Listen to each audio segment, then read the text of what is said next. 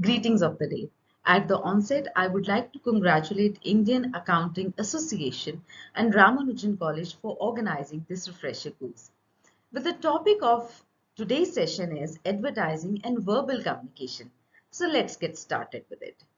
Advertising or advertisements or ads.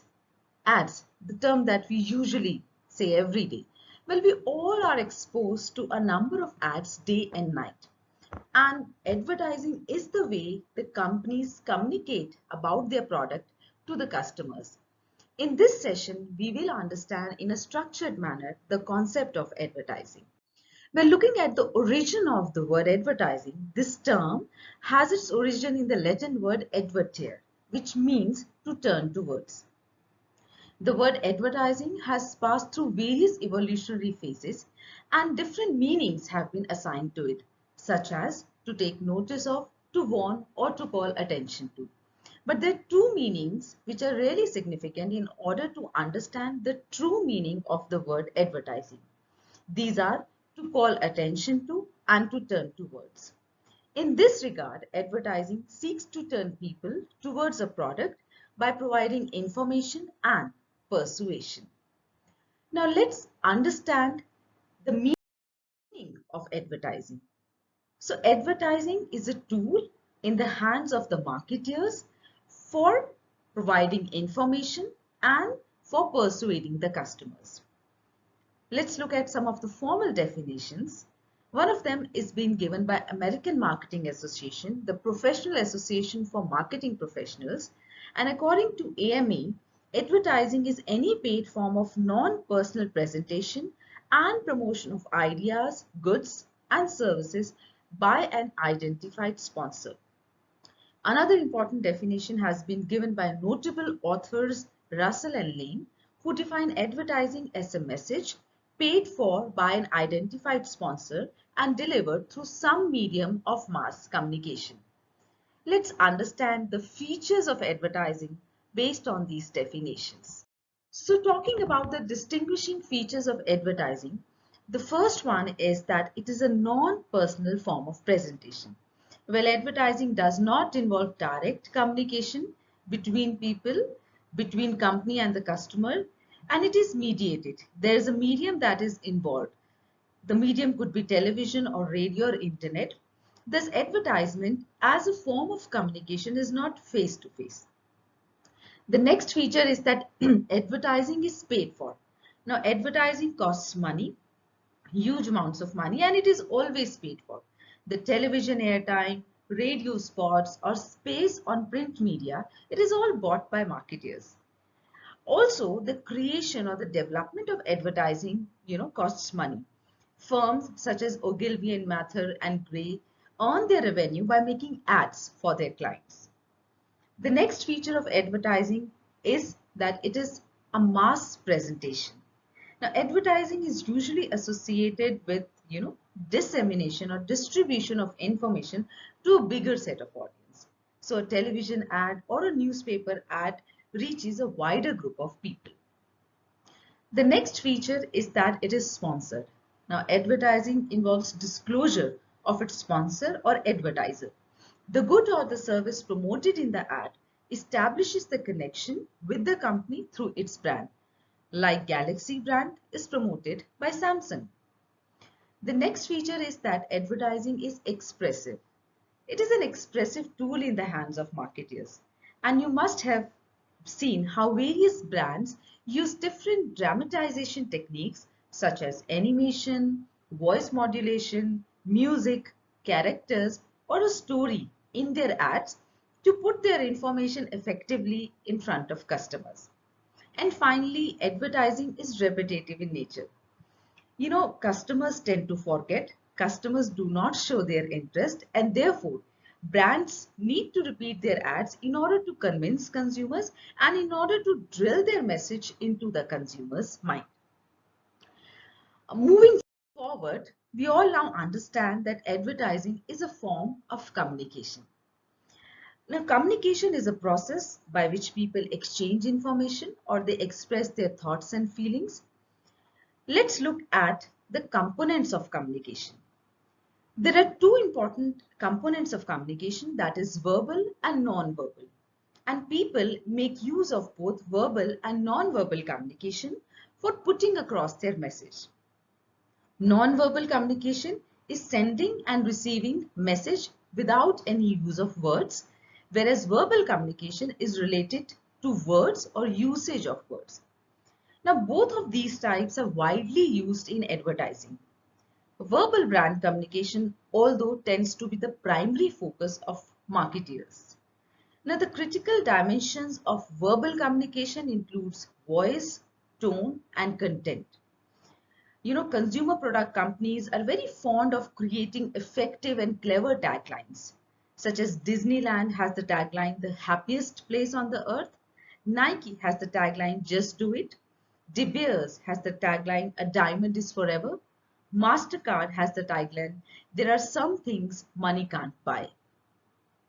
So effective verbal or spoken communication is used to captivate and connect with the audience. However, an important point to take note of is that verbal communication cannot be fully isolated from non-verbal communication. Non-verbal communication includes the usage of visual cues such as body language, distance, and physical environment or appearance, color, and touch. Most of these non-verbal elements are processed faster and visual images appeal to the subconscious. Like the visual impact of a great package design, a product with a wonderful package has really the power to sell and to build brands like nothing else. Thus, verbal communication has the opportunity to utilize non-verbal cues, that is body language or inflection, and it is quite logical because they both go hand in hand and separately they both will be lacking in ways. Also, verbal communication has the opportunity to make sure that the message is understood and it is also used to represent complicated ideas. Well, moving forward, let's look at the advertising objectives. Now, advertising is a promotional tool in the hands of marketer, but when and how this tool is going to be used depends on the objectives that a marketer wants to achieve. So broadly, advertising can be used to inform, persuade, remind, and reinforce the target consumers. Let's have a look at each one of them. Inform. Now, ads are used to inform consumers about product features and their benefits. Even some brands, they systematically succeed by building not only awareness but top of mind awareness. Such as when I say a product category like toothpaste, I'm sure of the first few brands which must come to your mind will be Colgate and Pepsodent.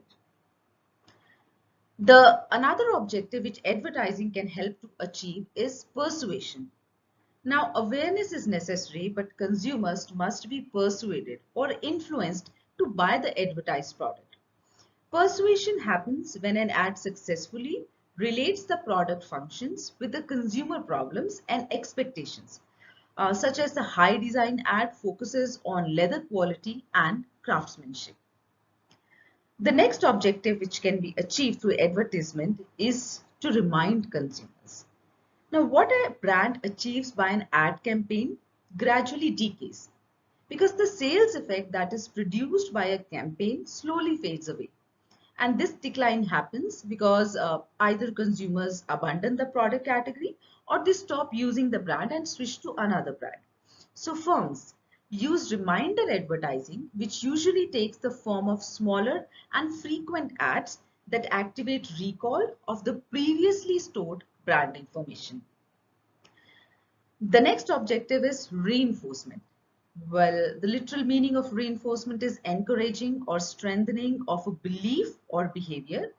Now, marketers succeed by creating beliefs such as Maruti, the most fuel efficient car. But other automobile companies such as Hyundai might make consumers suspect, their beliefs. In such a situation, ads are used to reinforce beliefs and behavior. Another important purpose that could be fulfilled with the help of advertising is creation of brand image. Now, brand image is how a brand is perceived by consumers. It is the manner a brand is positioned in the marketplace. Now, advertising makes significant contribution in creating a brand's image. Brand image is formed by all the information that is communicated to consumers through advertising. And finally, prompts action. Definitely, advertising performs a crucial role in making promotion successful. For example, there are many television ads which prompt people to dial a number in order to, get the advertised product. These are the objectives which can be obtained with the help of advertising. Moving ahead, let's look at the advertising message. Now, advertising is about, communicating or delivering a message in accordance with the objectives that have been decided by the marketer. But what message should be communicated depends on the type of product, on the type of consumers, and the competition in the marketplace. Now, an important model in the context of advertising is the hierarchy of effects model. And according to this model, consumer action, that is the purchase of a product, is preceded by cognition, that is information processing, and affection, that is feelings that are generated for a particular thing. Based on these framework, advertising message can be classified into three categories: information oriented, emotional and symbolic, and mixed. Let's look at each one of them. Now, certain products involve cognition or they require processing of information, and the focus is on rational thinking and assessment. So this usually happens in the case of industrial buying and also in case of consumer goods, such as when somebody has to buy a car or a house or laptop. So advertising of these products require communication about the product features and benefits so that the consumers can process that information and they can take a logical decision based on rational thinking. And therefore, such a kind of advertisement is known as information-oriented advertisement. The next one is emotional and symbolic messages. Well, certain products are purchased on the basis of how they make consumers feel and what meaning do they convey to them. This happens with the products such as perfumes, apparel, cosmetics, etc. For such products, brands used emotional advertising. For example, in Johnson & Johnson advertisements, the brand is using the emotion of love and affection of a mother for the child to connect with the customers. Another case when the products are bought by the consumer is for their symbolic value. Now here the brands help the consumers to express their self-image and their identity. For example, Woodland symbolizes adventure, Rolex symbolizes status. So in emotional advertising, thinking takes a backseat and it leads the consumer to act in favor of the brand on the basis of emotions. The third kind of advertising message is mixed form. Well, some products elicit rational thinking while some elicit emotional response. But many a times, the rational and the emotional mind works together. A number of advertisements have messages that influence both thinking as well as emotion. In this case, the visual aspects of the ad influence the emotions, while the verbal aspect of the ad influence cognition, that is thinking. Now let's have a look at advertising appeal. So what is an advertising appeal? Well, the ultimate objective of advertising is to influence consumers. And appeal is a commonly used term in the context of advertising. Appeal refers to the method that are used by advertisers to attract and influence consumers. Advertisers use 6 types of appeals, namely fear, humor, erotic, emotion, reason, and music. Let's have a look at them. The first appeal is fear.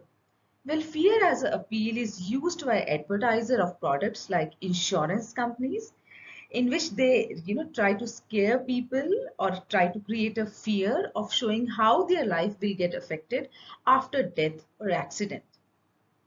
The next one is humor. Humor is one of the effective ways to engage with the consumers and also to build brand recall. Amul butter ads since a long period of time have been using humor appeal in their ads. However, it must be used with full understanding of the cultural and social nuances of the target market. Because what may be humorous in one country may be perceived as offensive in another. The next one is erotic appeal. Now, advertisers use this appeal either in a suggestive and mild fashion or in a directly and overtly manner. This appeal is commonly found in advertising of intimate and beauty products such as Wildstone ads. The next appeal is moral. Now, moral appeal motivates consumers to be virtuous, good, and righteous. Products using moral appeal convey messages that appeal to the moral sense of people by focusing that the promoted product or the idea is the right thing to do. For example, brands which are selling LED bulbs, they promote energy conservation. The next one is rational appeal. Well, ads built on rational appeal seek to persuade consumers on the basis of facts and demonstrate how the advertised product is better in solving a problem. Example, Sensodyne toothpaste. The ad shows how the product can give relief to consumers' sensitivity problems. And finally, love and affection. Well, studies in the area of neuromarketing have revealed that consumer buying is predominantly an emotional phenomenon. Most advertising use both rational and emotional messaging.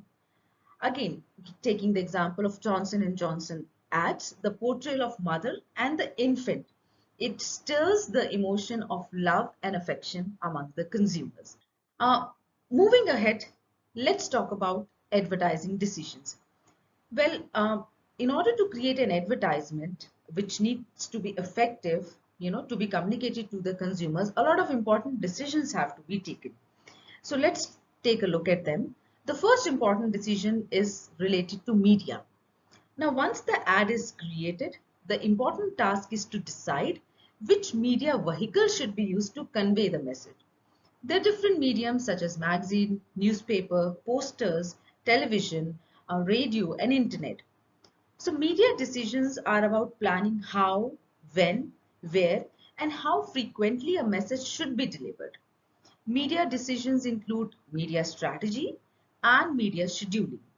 While media strategy means selecting the suitable media, scheduling involves deciding the time and the sequence of the release of ads.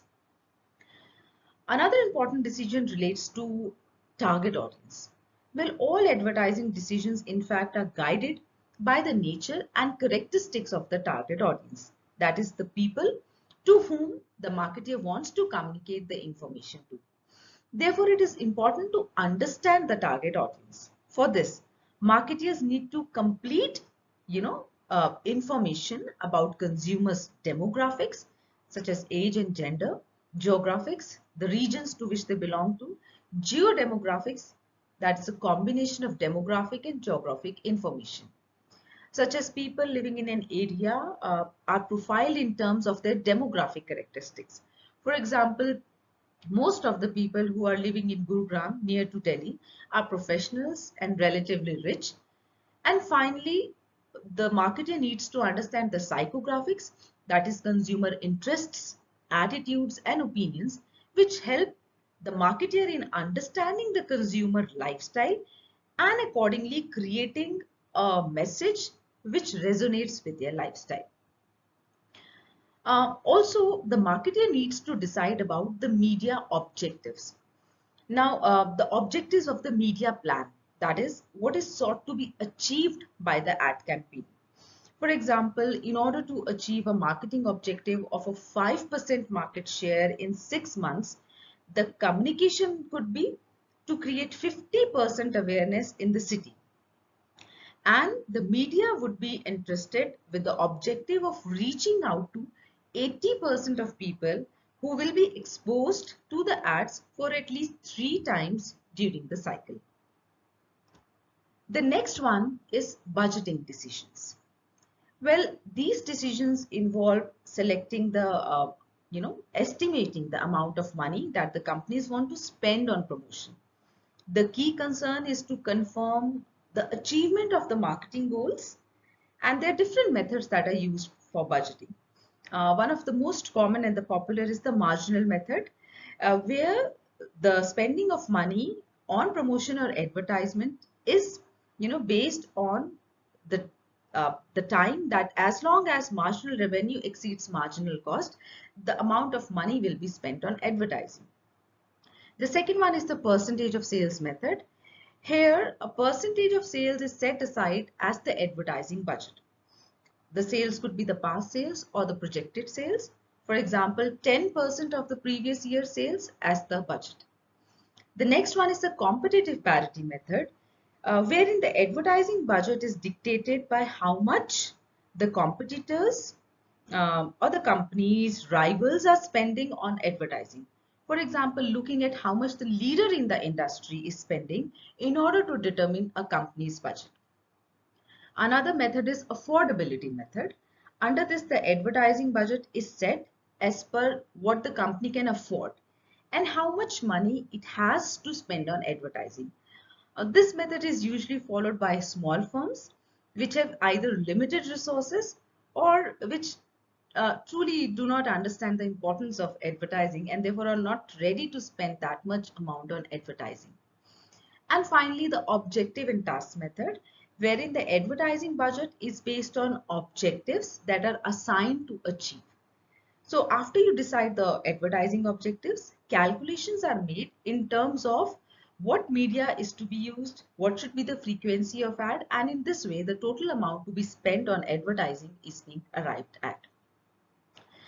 So the advertisement creation, the appeal that is to be used in advertising, the different decisions that are required to be taken in advertising. After all this, company tends to create the ad. But advertising carries a lot of cost and risk. So it becomes imperative for marketers to assess the effectiveness of advertising. This is done through different testing techniques, and broadly the techniques can be divided into 4 phases, namely concept testing or pre-testing, layout testing, finished copy testing, and post-testing. While talking about the first phase, that is concept testing or pre-testing, it is a process that is carried out before the advertising campaign is started. The purpose is to assess the ad concepts or the ideas in terms of how positively it can impact the consumer or what could be the negative consequences if one goes ahead with this particular idea. The second phase is that of layout testing. So after the idea has been finalized and a rough draft has been prepared, the next stage involves in assessing the rough layouts. So testing at this stage helps in expressing the estimated effectiveness that would come with the finished ad.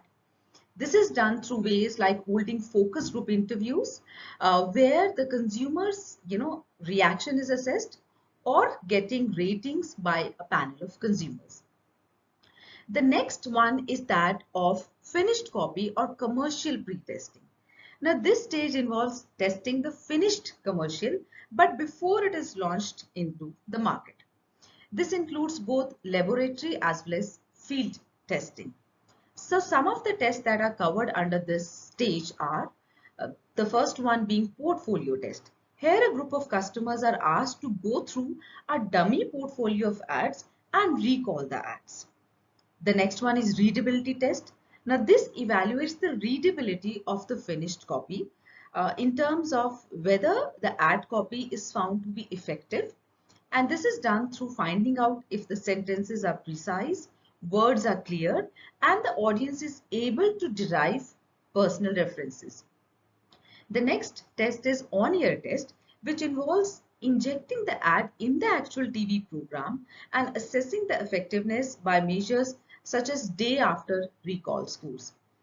And another important and popular type of test that is used is mechanical or laboratory test.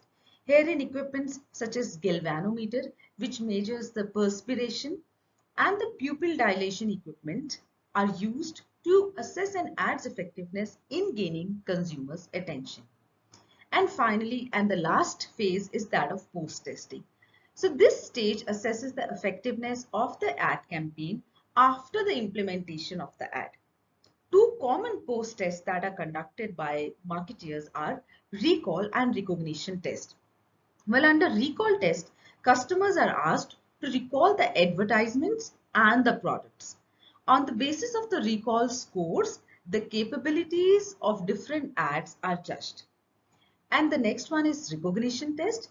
This kind of test involves surveying the subscribers of a media, such as viewers of television, and asking them to recognize an advertisement. So this is how testing of advertisements in order to judge its effectiveness is done in four different phases. The first one at the ideation stage, the second one, the stage when you have a rough copy prepared, the third stage when you have the finished copy which is ready, and the final testing of the ad after it is launched into the marketplace. So this is all about the concept of advertising. So as you must have now, understood that it is an important tool, a very useful tool that can be used to make consumers aware, to influence consumers, and also to build brand image. It helps the marketers to fight competition and to succeed, in the marketplace. As a business activities, it holds importance for the economy, and definitely it is an integral part of our social life. So that's all for this session. Hope you all enjoyed the session. If you have any queries, please feel free to write to me at ekta@mln.du.ac.in. Thank you all of you.